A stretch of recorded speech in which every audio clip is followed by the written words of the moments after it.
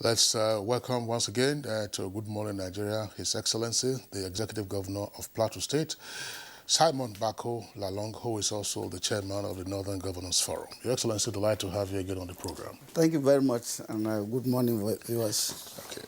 Also here with us in the studios, a regular face and analyst, Jide Ojo. Jide, delighted to have you on Good Morning Nigeria. It's a pleasure. Happy weekend, Nigerians.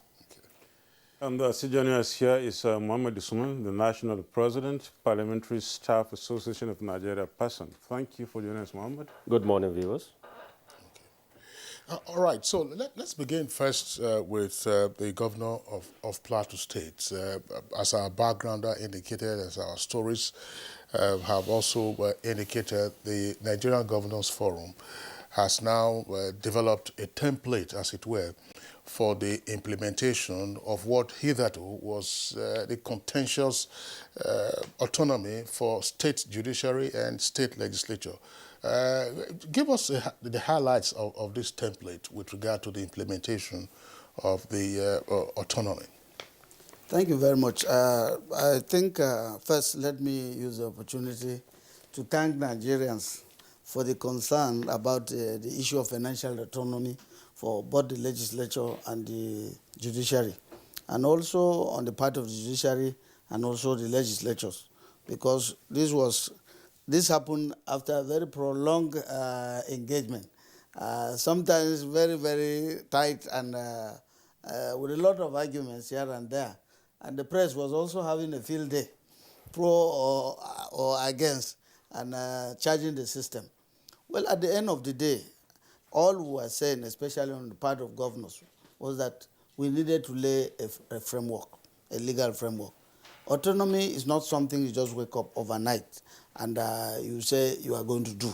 You need a legal framework, you need an agreement, and so that when you start implementation, you will not have difficulties. More so, that it was something that was going to be applicable to 36 states. Imagine 36 states. And this is something that is coming for the first time to some people. It wasn't easy, even explaining to governors.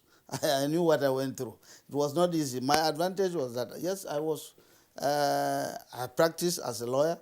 I was in the House of Assembly, rose to the level of a speaker, and we started agitation right from 1999 to date about financial autonomy. So we were also doing financial autonomy for both the legislature and the judiciary.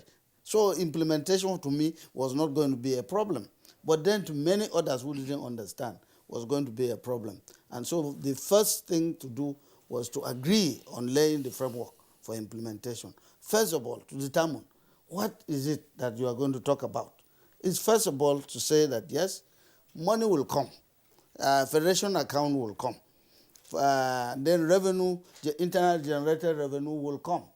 So, but you know, the misinterpretation was that some people were thinking that financial autonomy will mean that more money is going to come from federation account. That was not exactly what we were thinking, because the concept is that you are going to get what you are going to get, and then what are you going to think out of the box in raising, in jacking up your revenue so that it will meet up with their expectation. And within that framework, there is freedom of execution. Because whatever is due to the judiciary will be given to them. Whatever is due to the legislature will be given to them. And then you manage your funds according to your also capacity. It will also ensure transparency and prudent management. It is all kind of comprehensive discipline. Because for the legislators, it will also teach you how to do proper management of funds. It is not availability of funds or whether it is not enough or not, but whatever you have must be managed well. So every month. So the practical thing is what we have done now, after agreeing to the agreements with all of them, and I'm very happy that it was after a very, very harmonious agreement, and all of us agreed and we signed. The governor signed, and then the person and Jusun also signed, is now in the full implementation, and we are giving 45 days to implement. So as it is, everybody is beginning to understand what is autonomy. Even on the side of the judiciary, first, when we started, they didn't understand too. Many of them didn't understand, I must confess. Because it is when we are implementing that some will tell you, if we knew this was not what we were bargaining for. I say you can't be bargaining for what you think you are. It's something that is already in application. Because if you take, for instance, the National Assembly, I told them that the National Assembly has been autonomous, financially autonomous. So take the case of House of Assembly. If you go back to judiciary, the NJC has been autonomous. Take the case of the NJC, and then you blend the two. So you can't say that it is new to you. You bargain for what you are getting. So today, we're already implementing, but yes, with hiccups here and there, but I think with time, people will come to understand and there will be adjustments. But Your Excellency, it didn't take the federal government to have, all these separations and autonomy long time. And it so seems as if these are just embedded in the Constitution, Yes. that there should be separation of powers and, of course, collaboration among them, between them. Yes. Good enough, you were the Speaker, you were the House of Assembly, you went through all this. It took you a little time to have this done recently. Why is it taking, why did it really take the states that long to really get here? Jusa had to go on strike, Pasa had to go on strike. I mean, do we have to go on strike for this, really? Well, you know when we started in 1999, what were we calling the democracy? We say it's nascent democracy. It's a learning process. Because some of these things were not there. We were saddled with a long period of military regime.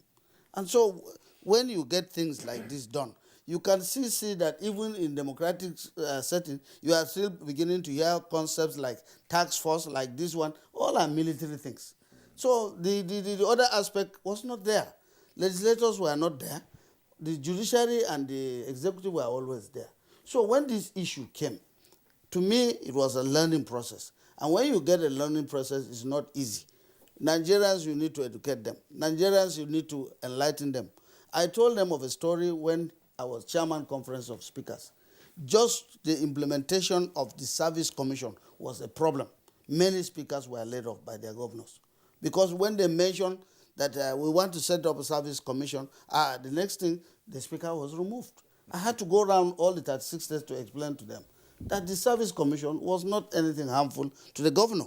So they started setting up the service commission. So it's the same thing now that we're talking. We are talking about this. We're also going to be talking about autonomy for local governments. It requires a lot of education.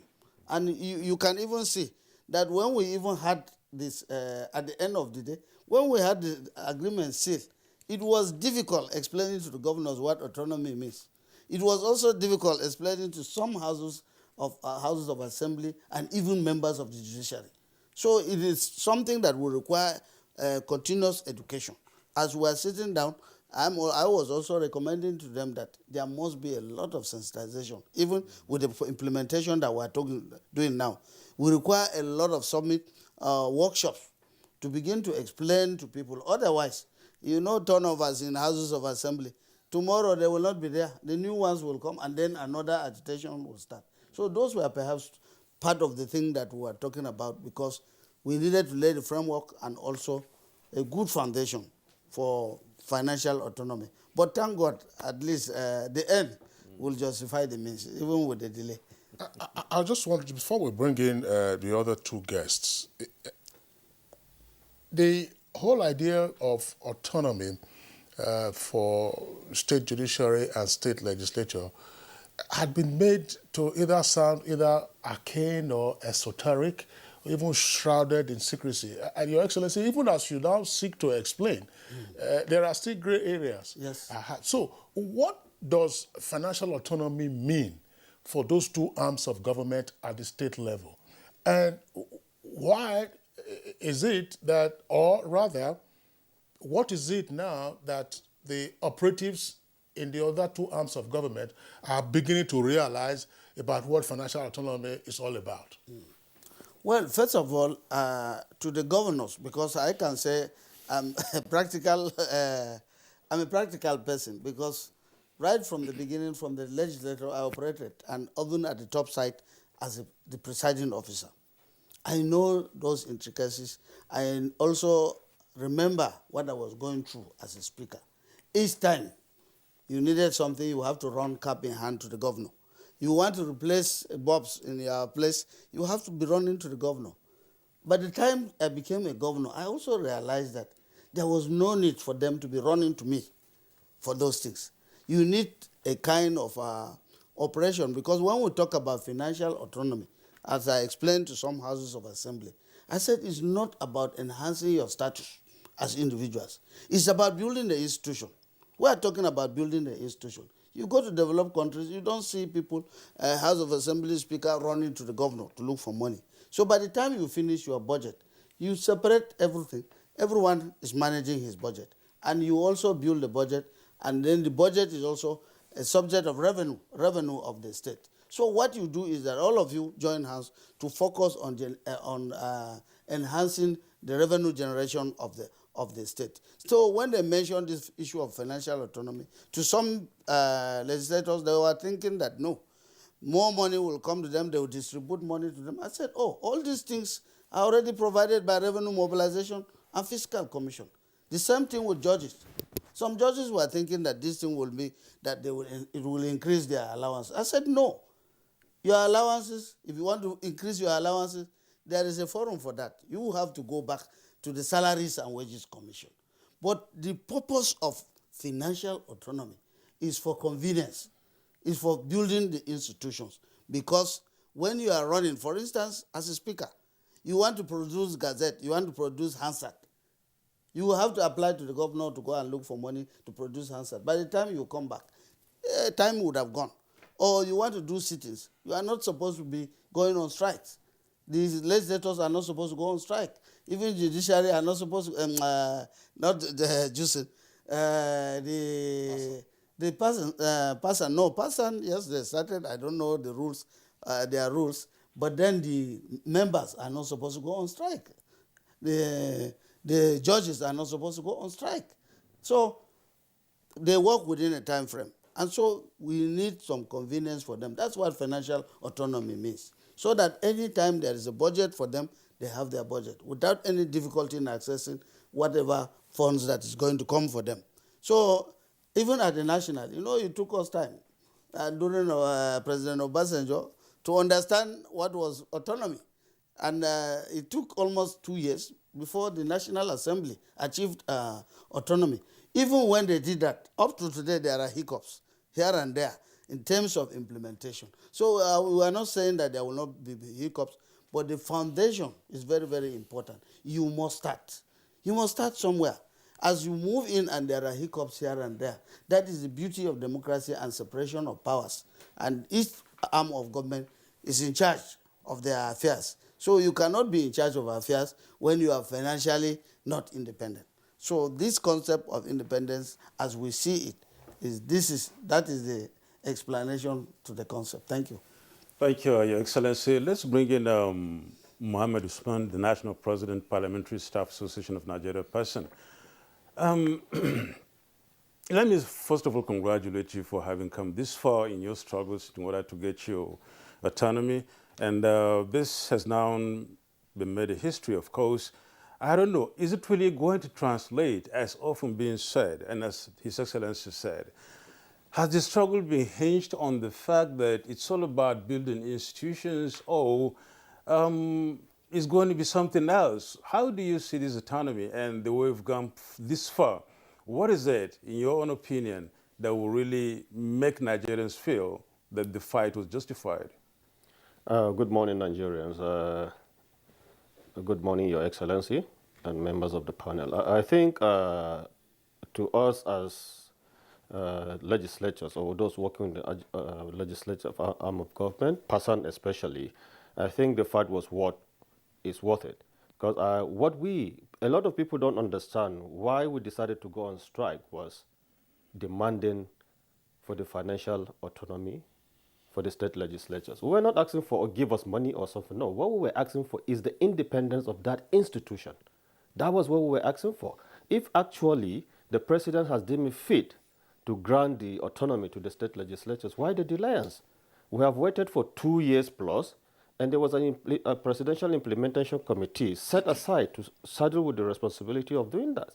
And it was taking too long. And at the end of the day, a person decided, fine, if this cannot be granted as the President of the Federal Republic of Nigeria has granted, then we should take a step. The step we took was, fine, let's go on strike in demands of the financial autonomy. And I think the strike has paid off. It has brought people to know that, yes, there should be separation of powers, which is ideal. And 2 weeks or 3 weeks after, Josun, on their own, too, sat and joined the strike. But to its logical conclusion, I know that it's a stepping stone. We're heading somewhere. But the independence of these two arms of government is paramount, and that was what we're asking for. I just saw National President of PASAN, that's the Parliamentary Staff Association of Nigeria. Can we clarify this for the benefit of our viewers? President Muhammadu Buhari, through Executive Order 10, did not grant financial autonomy to the state judiciary and state legislature. Executive Order 10 was meant to be facilitative of the provisions we already have in the Constitution. But regardless, what in your view, that's to say of your members, in the whole fight against the resistance of Executive Order 10, what do you understand by financial autonomy, say, for the parliament? Because listening to His Excellency, you can see some conflation in the minds of persons who are operating in that arm of government. What do you understand by financial autonomy now? Well, actually, as His Excellency has said, the autonomy is just like the autonomies are not about getting the money for yourself. That we understand. It's about the independence of the institution, building the institution. He has said it rightly here. We have taken, before now, we have taken the tour to all these assemblies. And as he has said, you go to assemblies and find out most of these assemblies buildings are dilapidated. They are where you can't even sit down and work. There are no working materials. You find that you go to the office, there's no chair to sit down. So if actually the arms of government are autonomous, yes, these funds that they are getting for, two, is to develop the institution. That is one. And two, when we talk about the other 10, the same thing we're talking about the other 10, why the other 10 was just there just to enforce the implementation of the financial autonomy in case if there's a default. And which I know most of these state governors, some of them were kicking against the other 10 because if you really have the zeal to implement the financial autonomy, you shouldn't be kicking against the other 10. The other 10 is just there as an enforcer for any person who has or who was intending not to implement the financial autonomy. And that was why that other 10 came to be. But as a union, what we understand is, first of all, is the institution, the autonomy of the institution, that is the independence of the institution, and that will not, the autonomy will not only grant those two arms of government the independence, but at least it will strengthen democracy. That was what we were asking for. But good thing, His Excellency is here. We know we had it rough. We had so much of arguments, even with the implementation committee and the governors forum during the negotiations. But at least some of them were able to know that, oh, we should relieve ourselves of this burden. Let it give it to them. They don't need to come back to us asking for this. Okay, let's give it to them, and whatever happens there, let them take care of their resources themselves. Let them take care of the arms of government themselves. And that is what led us to where we are today, sir. Thank you very much, Mohammed Usman. Let's hear Jide Ojo's opinion and views about this issue of implementation, but now at the subnational levels. His Excellency has already pointed out, it's not about additional money to these institutions, judiciary and the houses of assemblies. It's about discipline now. It's about strengthening the institutions. From what I can understand from the two our guests here is that it's all about building the institution. Do you see, this moving in this, in the best of directions, given the president's body language when he did give the National Assembly and the judiciary at the national level the autonomy they needed as far back as 2018. Do you see this moving in the right direction as far as the states are concerned? Are we trying to build institutions given what the past president said? Thank you for the opportunity to be on this panel. I'm back at the Salah in advance to all our Muslim brothers. Interestingly, I've done a couple, I think 2 or 3 opinion articles in my column in The Punch on this issue, the last being in May. And I've been involved in capacity building for state houses of assembly under the auspices of Conrad Edenwa Foundation. His Excellency knows about that. We were actually in Plateau State last month to train your parliamentarians about what to expect and what they should be prepared for. And the last article I did was to point them in the direction of the banana peel they need to be aware of, because this autonomy is also coming with a body. Accountability have to be top notch. Otherwise, there will be guests of EFCC and excuse me, and other anti-corruption agencies. But it has taken this long because we are in a democracy. If Mr. President has his way, if it were to be under the military, executive fiat, proclamation, this comes to be. Just the same way we created states and local government under the military. But because in a democracy you need to negotiate. Section 121, sub 3, which actually gave birth to financial autonomy, recall that it should have been at the same pace and time with the National Assembly in 2010. It was 2010 National Assembly got financial autonomy. Unfortunately, the State House of Assembly themselves rejected the financial autonomy at that time. Whether it was induced, but whatever, they couldn't muster 24 states to support the financial autonomy bill that was sent to them by the National Assembly. Yeah. And that was how that effort failed before the 2018 exercise became successful. And Section 1213 gave birth to financial autonomy.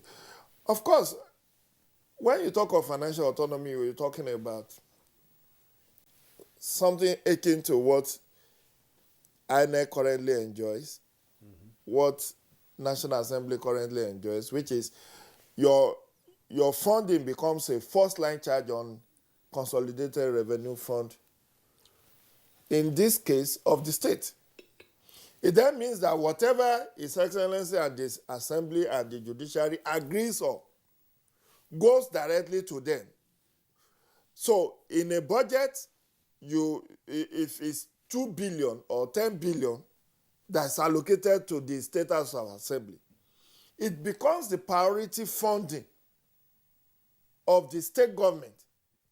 It's not discretionary any longer. That's my own understanding. It's no longer discretionary that, like some of them will tell you that they want to go for capacity building, maybe abroad. They have to write to His Excellency to say, we need this capacity building, or a committee of the House needed to visit a particular place. And then His Excellency will say, look, we don't have money, or this is not a priority. So their Excellencies were doing the thinking for the Assembly and the Judiciary. But now, they will have to cut their coat, not according to their size, but according to their, they will have to cut their coat according to their cloth, not according to their size. Because if you come up with, you request for 15 billion, and what eventually you are able to get is 10 billion, you then need to lower your aspiration. Of course, this will put a lot more responsibility on the bureaucracy of the State House of Assembly, because the clerk is the chief accounting officer and is there to keep the institutional memory. So even if a speaker is removed today or tomorrow, at least the clerk will be there to supervise and see. And this we have explained to them during the capacity building that we have had. We have had 2 now, last October, September, October, and this May, June for 13 states House of Assembly under the auspices of Conrad Aduna Foundation. So it is in the right direction. 22 years of return to civil rule, we are now building the institution the way they should operate, so that no judicial officer or maybe chief judge will have to depend on the magnanimity of the state governor in determining what should be their priority. If they feel that they need capacity building, if they feel that they need to fix some dilapidated infrastructure, what I really don't know yet is whether this agreement that have been signed, my memorandum of action that have been signed, actually gives autonomy for them on capital projects. Like maybe they want to increase the number of buildings in the assembly or in the court premises, whether they can initiate that, whether there is a cap to the amount they can spend. But at least for those things that, like running costs that you need to depend on the state governor for, you can now take charge of that. So, and I feel that no matter the hiccup that could be envisaged, democracy itself is a learning curve.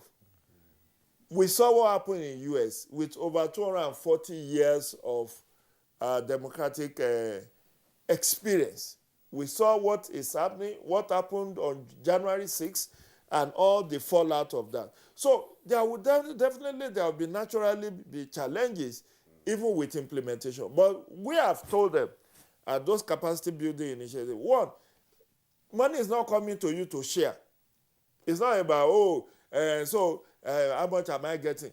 Because why we pointed that to them is that so that some of them don't start engineering the removal of the speaker, thinking that it is now time for them to superintend over the sharing of whatever comes. This has put a heavy burden on them for accountability and transparency, because those shots that the chief executive was taking on their behalf, explaining, as you know, ICPC, EFCC inviting, the Commissioner of Finance and all of that to come and explain, look at what's happening in Oyo State. They are talking about some money to come and explain how some money was spent and all of that. But now this will be on them. You have gotten so. If there is a petition about what you spent and how you spent it, whether it was not spent correctly, then you have to answer those queries. You can't respond. The state government will not be responding to that on your behalf. But the other thing I need to flag was, I wish that the governors did not became interested in this whole exercise after the Executive Order 10. This law was signed into this bill was signed into law in June 2018. If the implementation framework has been there, and you need to pass State Assembly Service Commission law, you need to pass state financial the one Your Excellency just signed, fund management law. Yes. If those have come up in 6 months, that you need to do XYZ for this to come into effect, we will not have waited 2 years. Because you know what brought about this it was only after May 22nd when the executive order came and the governors forum challenged it to say that the presidency the president does not have the power to now say that any state that doesn't implement financial autonomy will have their funds deducted by the accountant general and paid to those assembly. If that understanding had been there, maybe 1 year of implementation strategy, you need to pass the State Assembly Service Commission law, you need to pass fund management law, you need to pass public procurement law, you need to pass whatever you need to do. And those bullet points has been there, clearly stated, it will then be for the those who are going to be beneficiary to initiate that, either as private member bill or Their Excellency will sponsor those bills for them to quickly pass. And that will have fast-tracked, because we've lost 3 years. We've lost 3 budget cycles, 2019, 2020, 2021. Now we are looking at 2022 for effective implementation in terms of when these funds will start getting to the assemblies and the judiciary for spending. Joe, thank you very much there for the insight that you have provided. But just on the last point, I believe you also indicated from what His Excellency earlier said that this has been a learning curve, which is why the Governors Forum didn't get a handle on this right from the very beginning. Now that they are well on it, let's learn from the Plateau State Governor what the state has done in terms of an effective framework through legislation for funds management by the other 2 arms of government, namely the legislature and parliament. What is unique about this law? Well, the thing that is very unique about this law is that the independence we are talking about is not only the independence between the judiciary, the legislature, and the executive. There is also independence in the internal management of the funds within those institutions. For instance, you will never hear at that time, person being active the way they are today. You will not hear Juicing being active the way they are today. Why? Because my experience, like I said, is that before, when the funds come, they don't even get to know how the operation and management of the funds were going in their institutions. But today, by the time you sit down, just like I said I did in Plateau State, I took almost 1 year. I knew what was going to be the framework, because having been there, having been a part of those that were agitating for financial autonomy since 1999, I knew what the framework was going to be. We did that, and part of the law that was even sent to the National Assembly was copied by the state assemblies, was the one that was copied by the state assemblies to National Assembly, and eventually there was implementation. So for you to even start to understand, you must start practical exhibition. We did that for a year, almost a year in my state, since last year. I told them, this is what you are going to get. This is what you are going to see. So let's begin to experiment autonomy without even the Order 10. Because Order 10 came in after. And after what was there was looking at the Constitution. Like he said, part of the delay was on even the state assemblies. I was chairman conference of speakers. We had those difficulties. Each time we come to the National Assembly to pass the law, some states will say, we don't want autonomy, especially states that were resource control. They said they didn't want to hear anything about autonomy, because they believe that if you put autonomy, it will limit the advantages they were getting. So they will just choose 6 or 7 states, and then the matter will die down.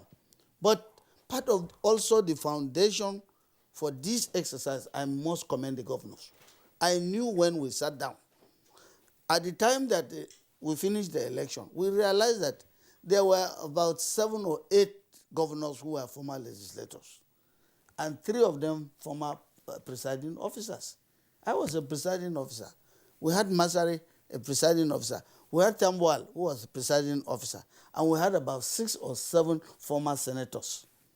So we now sat down with them. We said, look, if we don't ensure that this law is not passed, if we don't ensure we don't get autonomy, then what is the benefit of our experiences, all of us that are seated here? And we all agreed at the governors' meeting. We invited that time the speaker, His Right Honorable Dogara, and his team. They came back. They came with us. The Senate President was there. We had a discussion, and we all agreed that this law will now sail through. That was the beginning of the success. So at that time, we all agreed.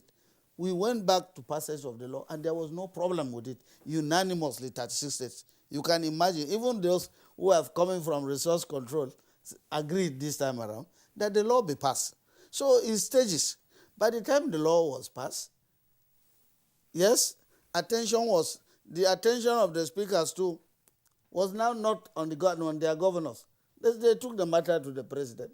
Some of us were watching and said, why are you taking this matter to the governors or to the president? This is not a presidential matter.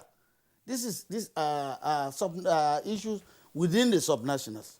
Come back to our state, let's sit down and discuss. For where all of them were in the national. We saw press conferences that the governors will not agree, that the president should issue order 10, should they do this, they do that. That was why the governors also felt slighted. At a point, we invited the speakers, joint meeting. We asked them what is financial autonomy. Many of them didn't even understand. They said, then why were you on air? Why are you going to the president to give you financial autonomy? It's not Mr. President that will give you financial autonomy.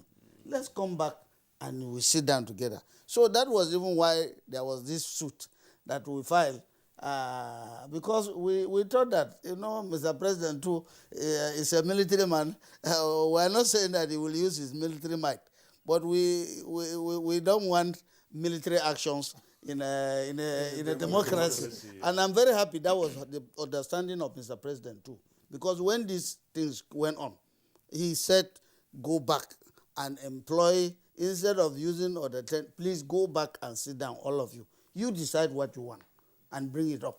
And at the end of the day, there was no much influence from presidency. He said, go back. We're in a democracy. All of you should go and sit down. He gave that charge. We all went back, we sat down, and we brought it, and he was very happy when we all signed and said we were implemented. So we cannot say that it is president that brought it through order 10, what as some people are saying. My president that I know said he doesn't want to interfere into this issue, because let them sit down, do dialogue, and agree, and implementation will start. We did the dialogue, we all agreed, we signed without Mr. President there. We only informed him that we had agreed, and we are going to start the implementation. So this is seen as a very, I must say, a very, very huge success in part of our nascent democracy. Today, if we didn't do it, at least we've started somewhere. We've started somewhere, and it's going to go a long way. Even those who are going to benefit it are not those who are even presently in office.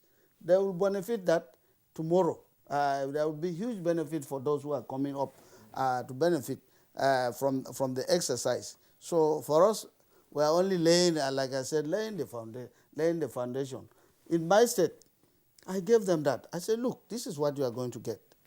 We sat down having meeting. It was not easy. You do meeting today, tomorrow, another meeting. This one will disagree. This one. I say you must conclude. By the time we started, the issue of the juicing strike came.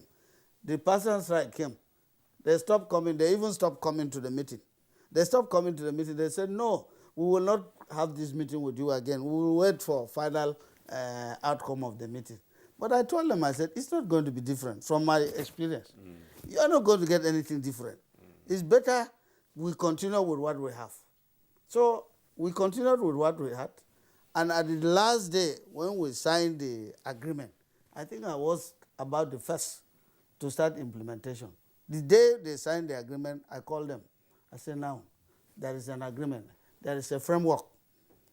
Let's sit down and see the percentages. We look at the budget, we saw the percentages, we shared it, we divided everything according to the budget, and I said, from today, everything from next month, in fact, from that month, we started exhibition. Whatever is due to you in the next 2 days, the accountant general will fire it into their account. And before we left that place, it was not 2 days. I said 2 days, but before we left that place, in the night, they saw all their accounts. And they now called me. I said, but you said 2 days. I said, yes, but they said they have seen a lot. I said, that is autonomy. Now you have I said, that is autonomy. We have the autonomy. And at that time, I was very happy too. The judges were having a conference in Jos. All the judges, Court of Appeal and everything. There in that session, I said, those of you that are talking about autonomy, I've started in my state. Yesterday, there was an alert in all their accounts. Now today, what they do is that they get their alert. Everything that comes in every month, you sit down, Some governors were even arguing. They said, why should we be having and saying that we sit down with these subordinates and we are bringing accounts? I took time to explain to them. I said, what is it? We go to FAC. Every month we go to FAC. What are we going to do? We are going to distribute the resources. You must know what you have before you distribute. There must be SAC. That is the State Allocation Committee. Without SAC, how do you know what you are bringing to the table? You must bring what you have to the table. Beyond what they publish in the papers, what you come is also a different thing. That is when there will be deductions. And at the end of the day, whatever is left, you show everybody. And within that, you now take the percentage and you do the sharing. By the time you finish the sharing, everybody gets his own account and they manage it according to how they are going to manage it. Now you go back to the houses again, to the various arms again, the judiciary and the legislature. It is not business as usual. Because I know what I call business as usual as a former speaker. Now, that is even the most difficult aspect. Now, you get there, the money is not meant for legislators. The money is seen as running costs. By the time you get the fund management law will provide for how that money is managed. There will be provision for the management. There will be provision for the State Assembly Service Commission. And there will be also provision for bureaucracy. So all those things must be adhered to because it is now law. It's not like before that they will sit down and say, okay, speaker will call, and then they will gag the speaker and say, no, this money. No, you must spend the money according to which work you are doing in that place. Committee assignments and everything are now being funded by the I was just wondering, Nadab, I know that you are itching to say something. Yes. While you are explaining the details of the Plateau law, which obviously derives from the framework that your brother governors might also use in their respective states. Yes. What now happens? There is an Auditor General for the state. Local governments also have their Auditor General. Who is going to be the Auditor General in charge of the funds allocated to and spent by the other two arms of government? Is it a new office or it will be under the Auditor General of the state? I think it should be under the Auditor General of the state because the governor is the chief finance manager of the state.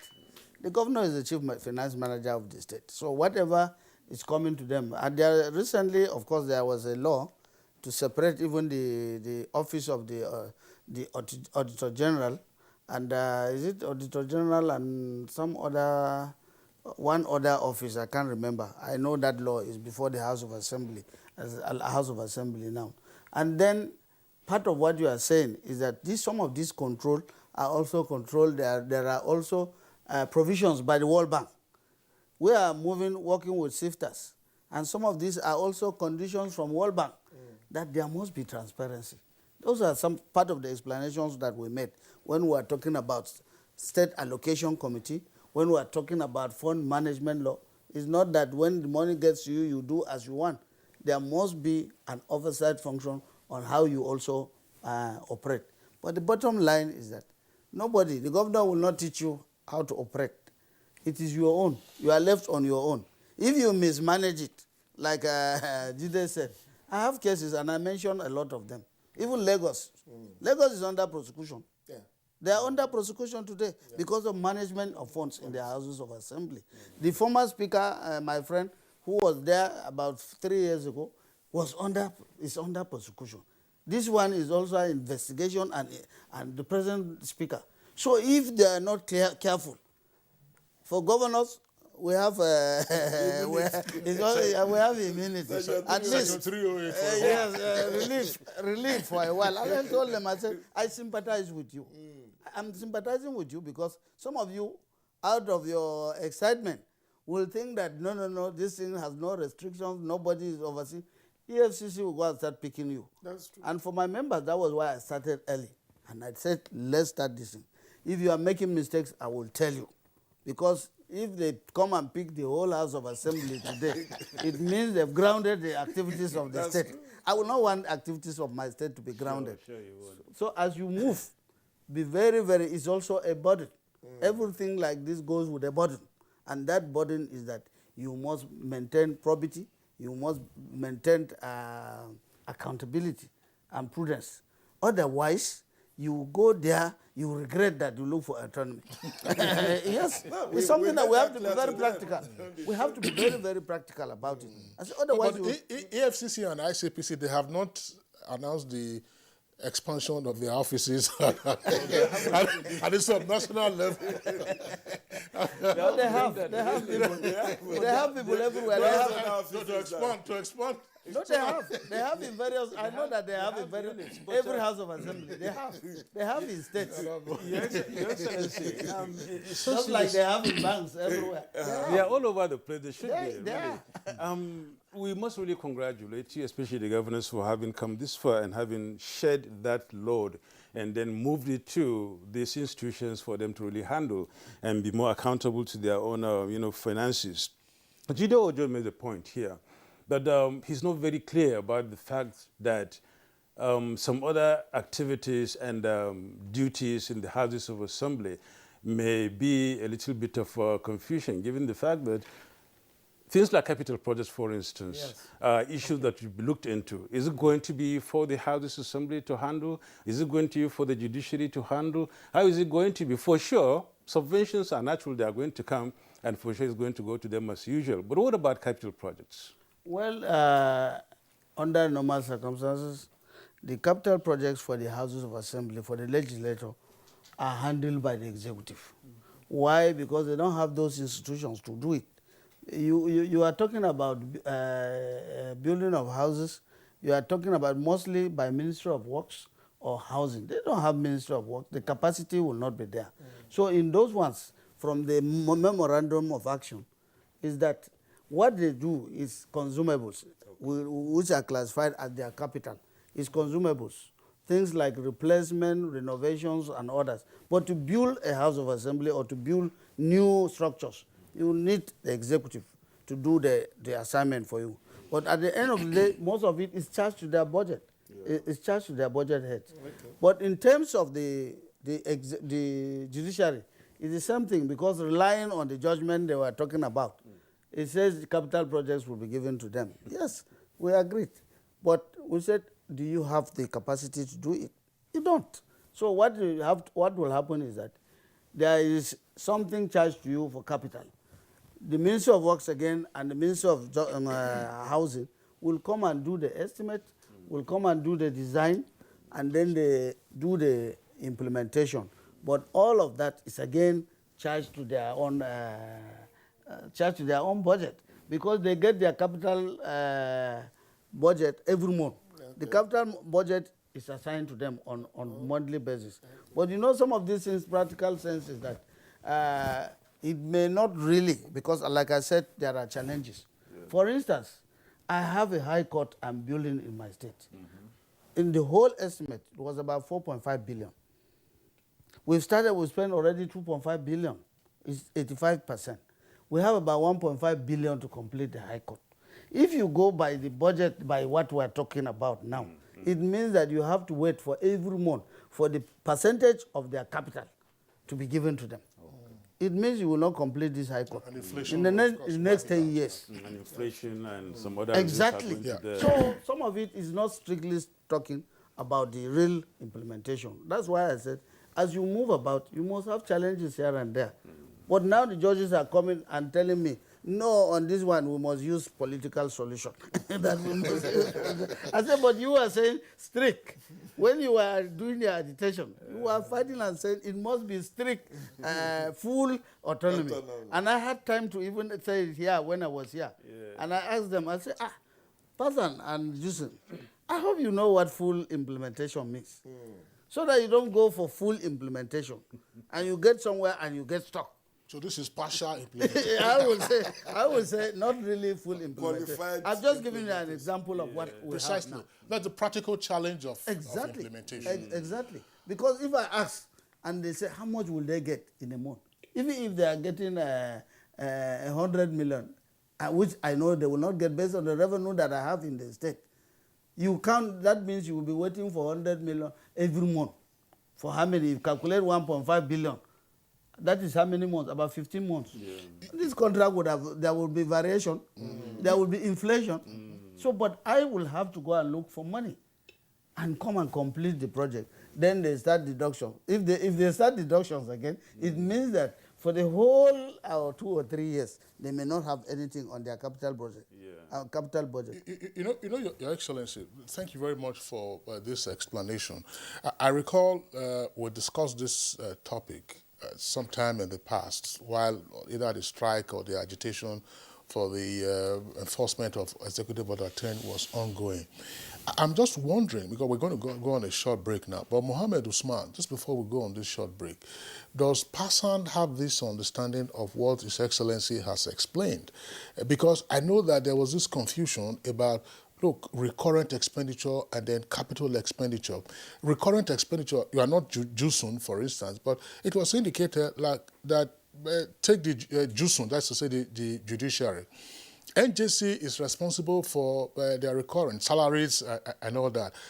But state governments, that's to say the executive branch, does capital projects for them. So you are now talking about financial autonomy. How would that affect the finances of the state? Who would take the decision? How would all of this go? Do your members, and indeed others who will be operating the bureaucracy, have this understanding of practical issues that might arise with the implementation of full-blown autonomy? Well, I think we have gone through that, and most of us have this understanding of what to envisage or what to expect. And that was why we practically to said it and got it inserted as a clause in the memorandum of action that we signed, and specifically saying that every House of Assembly should have 3 separate accounts for accountability and transparency. And that was why we decided that, okay, the legislatures will have their own account, the Assembly will have their own account, and the Assembly Service Commission will have their account, as His Excellency has said. By so doing, every arm of that institution will be able to know what is theirs, what comes to them, and how they expend it, and how it's going to be expended. That is one. Then 2, talking about the capital projects, we know, as it is enshrined in the memorandum of action, we know that yes, the capital project is still going to be based on the money that is appropriated to the assemblies, but to be supervised. We know we don't have the capabilities of building, but it should be supervised by the Federal Ministry of, the State Ministry of Works, as His Excellency has said. But the question here is the funds coming into the assemblies. Who manages them? We know who manages them. Separate accounts are there. But I'm going to tell you something. The truth is, in as much as these monies are going to be shared into separate accounts, definitely we know there's going to be transparency. That is for one, because whatever is being spent, how it is being appropriated, is there in the budget. So we're not scared that at the end of the day we're going to be lacking, or the money that is meant to come for social projects will be diverted somewhere else. And that was why exactly during signing this the MOA, there was a clause where a capital project was mistaken, a recurrent was mistaken for capital, where a first agreement that came in from the Governors Forum was taking training as a capital project. We said no, there's no way training can be a capital project. A capital project is separate from that, so it has to be returned back as a recurrent, no more a capital project. That was where we think we find it difficult to comprehend then, but at least it was settled. But I must say that I must give credit to who credit is deserved, to who deserve it. His Excellency here being the first governor, we initially thought he was giving us a problem. Actually, let me say you the truth.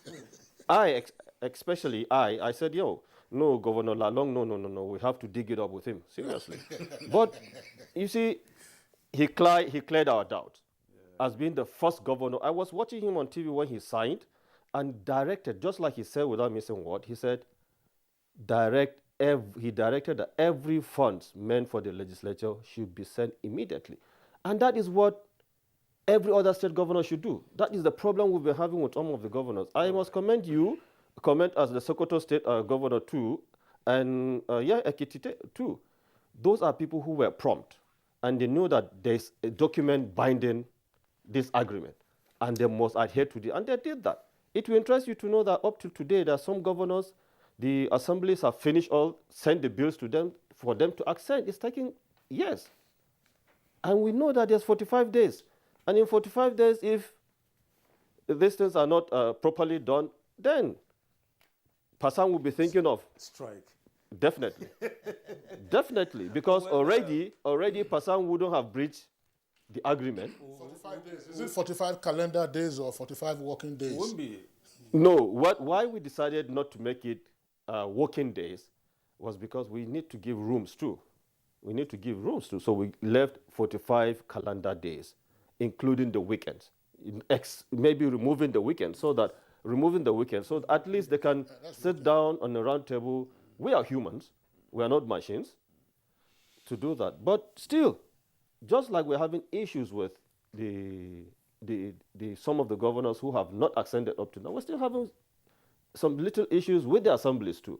Because some assemblies are still holding on to this bill, not sending it to the governors for accent. One, because it's either the speaker is scared of the governor, that if he pressurize the governor tomorrow, the governor will, from the back way, impeach him, or we are aware some of the governors don't even attend the governors' forum meeting. Some of them are claiming that, okay, what you people have done is not binded on me. You understand? They have that issues on their camp too. Again, we're having an issue that when we signed this agreement, we told ourselves that on no account that anybody should be victimized, especially the staff that went on strike. But there's a governor today who decided to slash the salaries of our staff right from the day we started, with 90% right from the day we started the strike. Mohammed Usman, if you wouldn't mind, we'll take a break at this moment. Yes, sir. And when we come back, we'll really talk more about the implementation. At least we've gotten the report from Plateau State. You've mentioned Sokoto and Ekiti. We will really want to know more about other states and how they're implementing it. You're watching Good Morning Nigeria. We're talking about implementation of autonomy at sub-national levels. We'll take a break now. Stay with us for more on this program. The counsel of our fathers. I will urge and advise our younger generation to use talent and brain to sort out problems, not arms. Nigerian youths, let's build our nation together.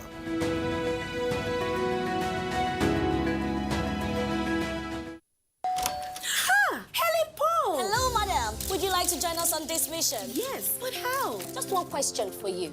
How do you keep your toilet clean? I use regular detergent and bleach for washing and removing yellow stains. I have been using it for years. Oh, madam, the regular detergents and bleach are used for washing clothes. To disinfect your toilet properly, you need Harpic 10X. It is specially made for germs and stains remover. Harpic sticker formula settles on stains and gives 10 times better cleaning compared to regular detergent and bleach. Wow!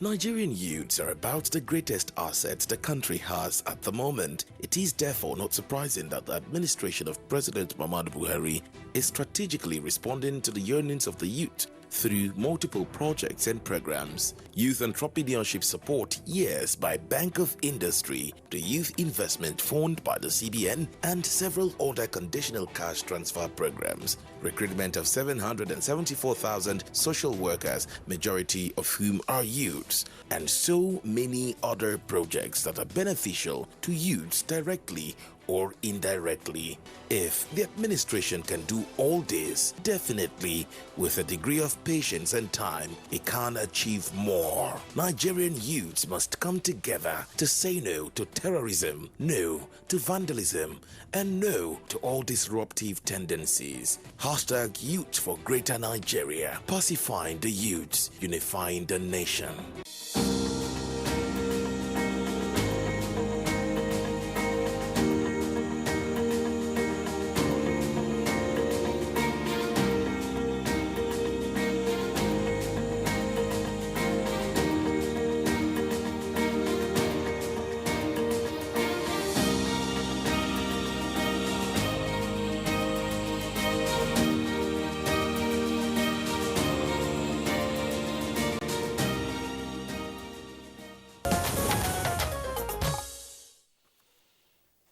You're still watching Good Morning Nigeria live on the network service of the Nigerian Television Authority. We still have all our three guests.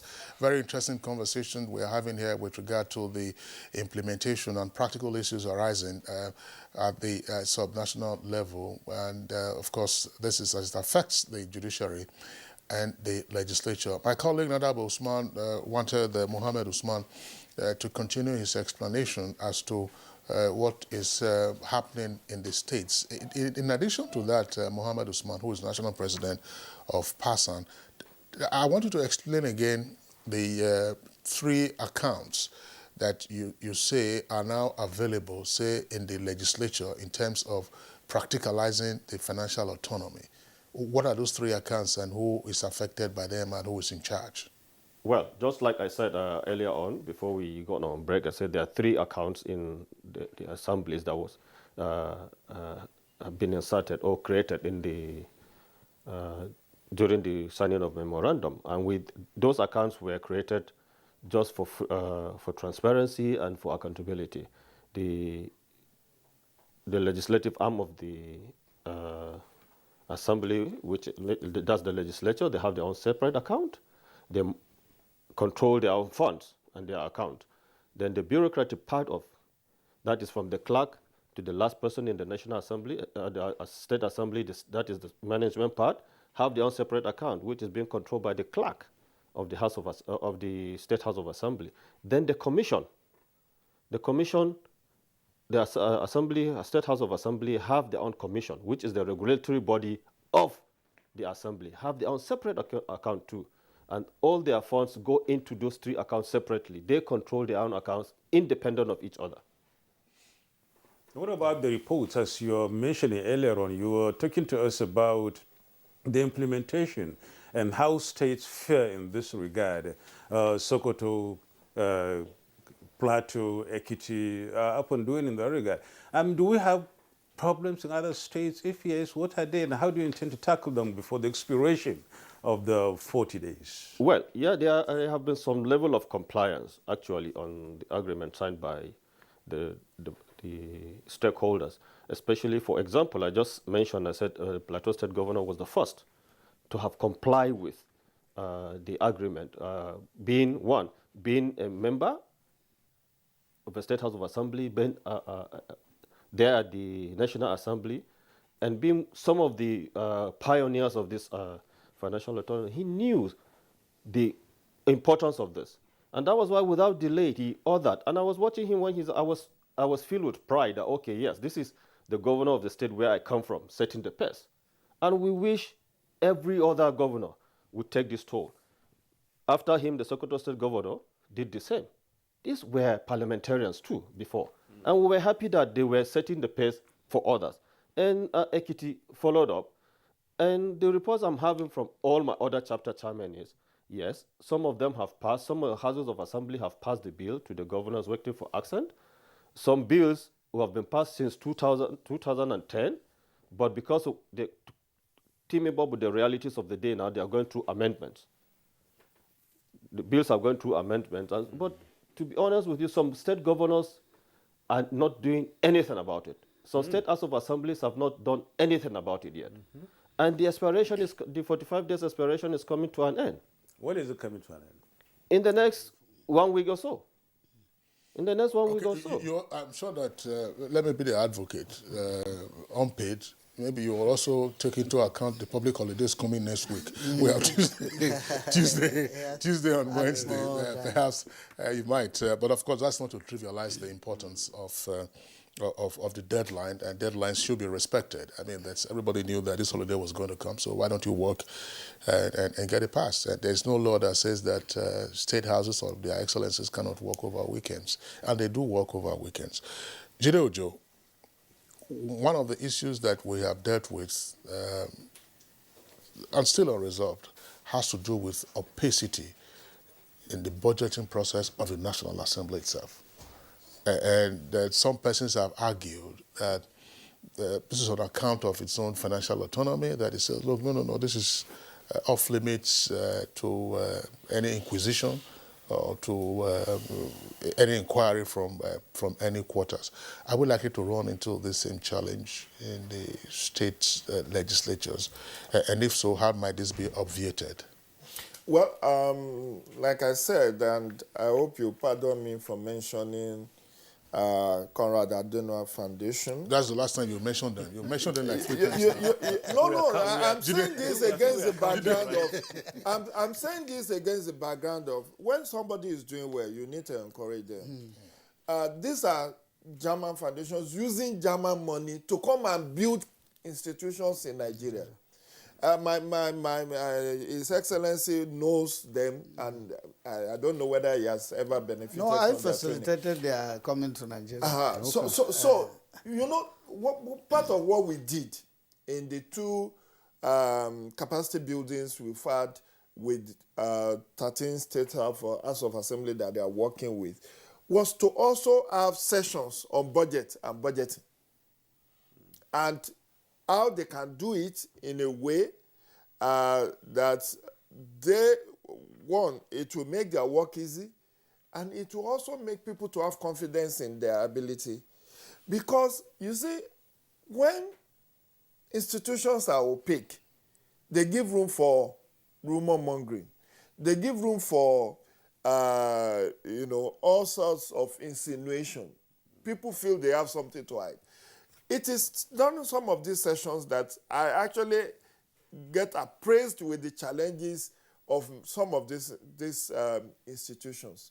They tell us their own challenges, but we also did tell them. For instance, I handled a session of how they can partner with civil society and the media in ensuring that, one, the good effort they are making is known to the people, and where they are having challenges, they could get partners who could, even if they don't have the funds, they can put their own resources down for them. For instance, we encourage them to have, Your Excellency, legislative agenda. This was what was started by the Right Honorable Speaker Aminu Tambuwa when he was in the 7th Assembly as the Speaker. And it has become institutionalized, so much so that Senate also now have legislative agenda. And we said, look, if you can have a costed legislative agenda, it makes your work easy. And then when you are negotiating with the executive arm, they will know this is what you intend to do with your funds. But how do you convince the public if they don't know, they cannot be on your side? So we have encouraged them through some of this capacity initiative to, one, ensure that they make themselves open. We have encouraged them to have websites where they upload budgets, where people can, even those who want to research, can have access to some of these budgets. And how could they do? We took them through different kind of budget models, and the one that they should adopt for best practices. So, not so deaf as those who will not hear.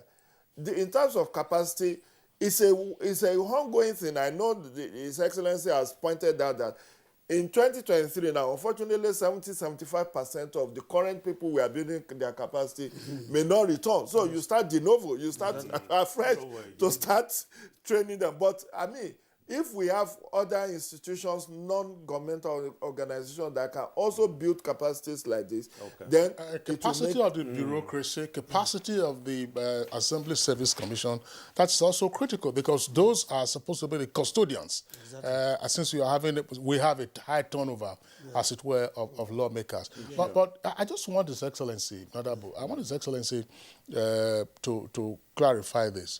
Does implementation of financial autonomy at the state judiciary and legislature imply increased cost of governance? Well, not